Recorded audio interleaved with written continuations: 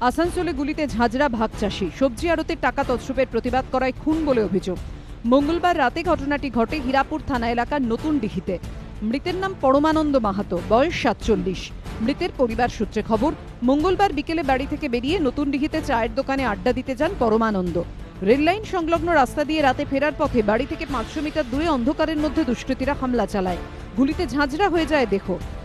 এই জায়গাটাতে আসার পরই তাকে তার উপর উপর্যুপরি গুলি চালানো হয়, যেটা জানা যাচ্ছে প্রথম গুলি খাওয়ার পরে তিনি মাটিতে লুটিয়ে পড়েন, যেটাতে রক্তের দাগ এখনো পর্যন্ত স্পষ্টভাবে দেখা যাচ্ছে এই রাস্তার উপরে। এবং এখানেই তিনি লুটিয়ে পড়ার পরই তাকে পরপর 8টি গুলি করা হয়, যার মধ্যে 5টি গুলি তার শরীরে ঢুকে যায় বলে স্থানীয় বাসিন্দারা, প্রত্যক্ষদর্শীরা জানাচ্ছেন। ঘটনাস্থল থেকে কার্তুজের খোল উদ্ধার করেছে পুলিশ। কিন্তু কেন ভাগ চাষিকে গুলি করে খুন? মৃত ব্যক্তি সবজি আড়তের সহসভাপতি পদে ছিলেন। আড়তের টাকা তছরূপের প্রতিবাদ করায় খুন বলে অভিযোগ। तो उसमें जो आपका पोती बाबू थे वो बोला ये तो ठीक नहीं है, तुम पैसा सही में तुम खाया है। उसके बाद उस लोग पुलिस लोग कुछ किए नहीं, हम लोग को बोले तुम लोग केस करो कोर्ट से। हम लोग तो आज तक किया नहीं अभी तक। हम लोग सोचा जो करेंगे, लेकिन आज तक हम लोग का ना किसान को पैसा मिला ना कुछ हुआ। इसी के चलते ये सारा कुछ हुआ है।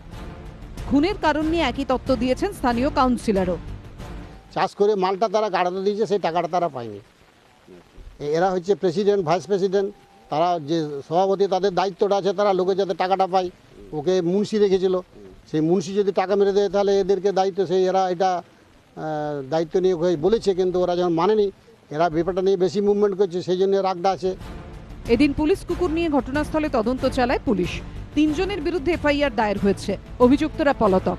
কৌশিক নাতাইতের রিপোর্ট, এবিপি আনন্দ, পশ্চিম বর্ধমান।